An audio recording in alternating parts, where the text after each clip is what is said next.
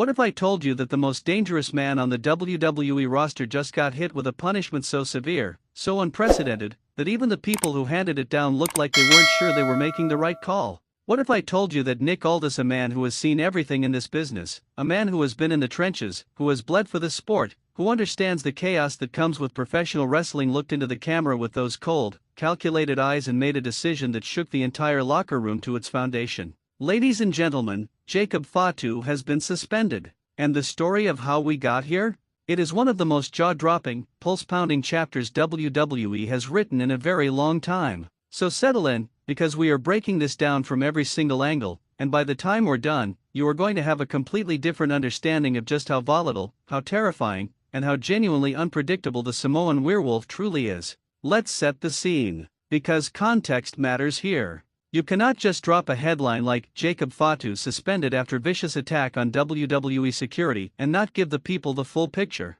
That would be a disservice. And we don't do that here on Wrestling Impact. We give you the story. The whole story. Jacob Fatu arrived in WWE and immediately made it clear that he was not here to play the political game. He was not here to shake hands and kiss babies and slowly work his way up the card with polished promos and carefully constructed feuds. No. Jacob Fatu came in like a wrecking ball wrapped in barbed wire. The man moves with this terrifying combination of agility and raw, unbridled power that makes him look like something that escaped from a nightmare. He hits people like he genuinely does not care about consequences. And for a while, WWE leaned into that. They let him run. They pointed him at targets and watched him destroy everything in his path. And the crowd? The crowd was riveted. Because there is something genuinely magnetic about watching a force of nature operate at full speed. But here's the thing about forces of nature. They don't stop when you tell them to. They don't respect boundaries. They don't look at a situation and say, okay, this is far enough. And that is precisely where the problem started. The attack on WWE security did not come out of nowhere. There was a build-up. There was tension simmering beneath the surface like a volcano that everyone could feel but nobody wanted to acknowledge out loud. Fatu had been escalating. Week after week, there were moments where he pushed just a little further than the script called for. Little things that people in the know were noticing. A shove that lasted a second too long. An expression in his eyes during a confrontation that made the people standing nearby take a half step back. There was a feeling, and veterans of this business will tell you that feeling is real, that Jacob Fatu was operating on a frequency that was slightly outside of everyone else's. Like he was tuned to a different channel. A darker one. And then it happened.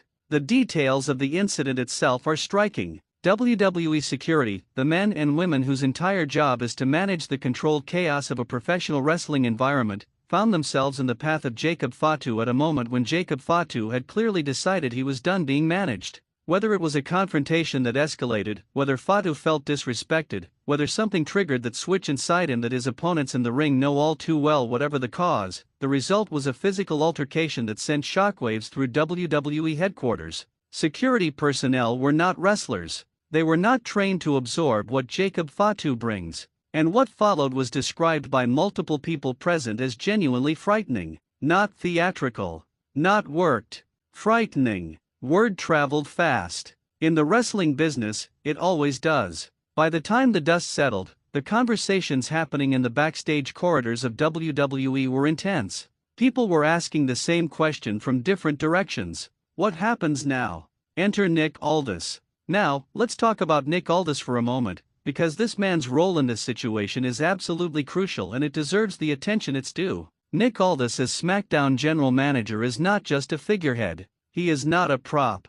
He is a man who spent years in this industry as a performer, who understands the culture from the inside, who knows what it means to be a competitor, and who also knows what it means to carry responsibility for the integrity of a brand. When Aldis took on this role, he made it clear that SmackDown was going to operate with a certain standard, that there were lines, and that crossing those lines had consequences. So when the report of what Fatu did reached Aldis, you have to understand the position that man was in. On one hand, Jacob Fatu is box office. He is must-see television. He is the kind of talent that WWE has been trying to develop for years, and here he arrived essentially fully formed, ready to headline, ready to be a cornerstone of the brand. Suspending him costs WWE programming. It costs them ratings. It costs them a draw. And Nick Aldis is smart enough to understand all of that. But on the other hand, if you let this go without consequences, what message does that send? What does it tell the rest of the locker room? What does it tell the security team that was attacked? What does it tell the fans watching at home who still hold on to some belief that there is a framework, a set of rules, even in the wild world of professional wrestling? Aldis understood that not acting was itself an action, and not a good one, so he made the call. The moment Nick Aldis announced the suspension of Jacob Fatu, the reactions across the wrestling community were immediate and they were fierce. There were people who stood up and applauded the decision. Finally, someone with the authority to draw a line actually drew it. No excuses, no special treatment, no "he's too valuable to discipline" nonsense. A rule was broken. A line was crossed. Consequences followed. That is how it should work. But then there was the other side of the conversation. And look, this is wrestling, so there is always another side. There were fans, passionate fans, who immediately started raising questions. Was this a work? Was this storyline? Is this the kind of suspension that ends with Fatu returning even more dangerous, even more motivated, even more terrifying? Because let's be honest with ourselves, here in the world of WWE, the line between what is scripted and what is genuine is often thinner than people want to admit. And when a talent as electric as Jacob Fatu gets suspended in a way that feels almost cinematic, people start asking whether the whole thing was engineered to build heat. Those questions are fair. But whether this is reality or storytelling, the fact remains that the imagery is undeniable. Nick Aldis, standing firm, making an unpopular decision, exercising authority. And Jacob Fatu, a man who cannot be contained, being told that yes, even he has limits. That narrative has power regardless of which side of the real or worked fence it sits on. Now let's talk about what this means going forward, because that is where it gets genuinely fascinating. Jacob Fatu on suspension is still Jacob Fatu. That energy does not disappear. It builds. It festers. It grows in the dark and comes back nastier than it was before. Think about the psychological dimension of this. You take a man who already operates with a barely controlled fury, who already exists in a state of constant intensity, and you bench him. You tell him he cannot compete. You force him to sit and watch while the rest of the roster moves forward without him. What happens to that internal pressure? It compounds. It magnifies. And when the valve finally opens and he is allowed back, whoever is standing across from him in that ring is going to feel the full weight of everything that has been building since the day that suspension was handed down. And that is what makes this entire situation a masterpiece of wrestling storytelling, real or scripted. Because the suspension does not diminish Jacob Fatu. It amplifies him. Every day he is off television is a day the audience is reminded that he exists, that he is dangerous, that something is coming. Absence in wrestling is a tool. Used correctly, it makes the return feel like an event. And with Fatu, everything about his eventual return has the potential to be an event. Think about the locker room dynamic as well, because this is often an underexplored angle in these kinds of conversations. How do the other wrestlers on SmackDown feel about this? There are veterans back there who have seen everything. Former champions, main event talent, people who have paid enormous dues over long careers. And every single one of them is watching this situation and processing it through their own experience. Some of them are probably relieved. Because let's not sugarcoat it, Jacob Fatu in a locker room is an intense presence. The kind of talent that commands a certain amount of careful navigation even in the most professional of environments. Having him absent, even temporarily, probably makes the day-to-day backstage atmosphere a little more breathable for some people. But there are others who see this differently. Who see the suspension of a talent like Fatu as a reminder that in this company, authority is real and it is not afraid to make hard choices. That can be stabilizing. It can remind people that the system, imperfect as it may be, does have guardrails.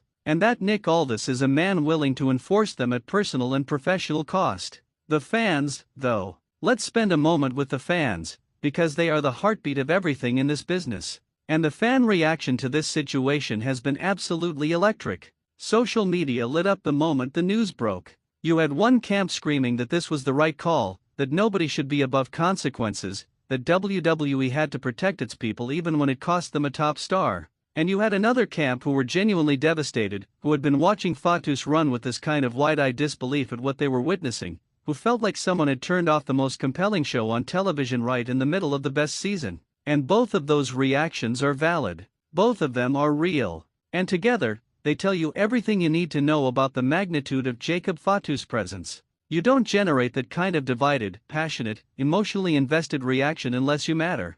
Unless what you're doing on that screen genuinely connects with people. And Fatu connects. He connects in a way that is visceral and immediate and deeply felt. There is also the broader question of legacy here. Because these moments, these inflection points in a career, they define the arc. The way this suspension is handled, the way Fatu responds to it publicly and privately, the way WWE frames his return, all of that is going to shape how we look back on this period of his career years from now.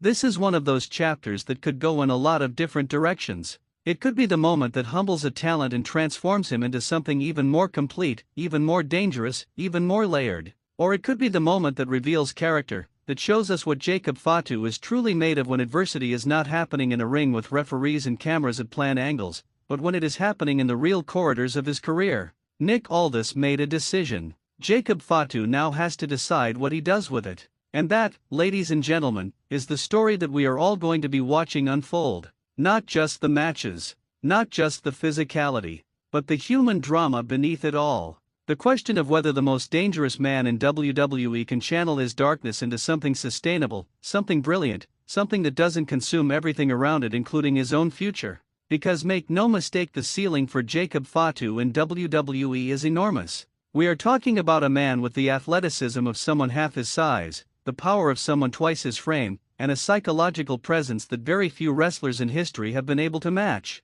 When he is locked in, when everything is firing the way it can, Jacob Fatu is appointment television. He is the reason you clear your schedule on Friday nights. He is the reason you stay up too late watching recaps and rewinding moments because you cannot believe what you just saw. All of that potential is still there. It does not evaporate because of a suspension. If anything, this moment is an opportunity. An opportunity to prove that the chaos can be harnessed, that the power can be directed, that Jacob Fatu is not just a force of nature blowing through on its own terms, but a force of nature that understands when and where and how to strike. And when that version of Fatu comes back fully focused, carrying the weight of everything that happened, with something to prove and everything to gain, whoever is waiting for him in that ring had better be prepared. Because there will be no warning, there will be no build-up, there will be no gentle escalation, there will just be the storm. Nick Aldis laid down the law. Now we wait to see what the law creates. This has been Wrestling Impact. And if this breakdown hit you the way we intended, if you felt every single twist and turn of this story the way it deserves to be felt, then do us one favor right now.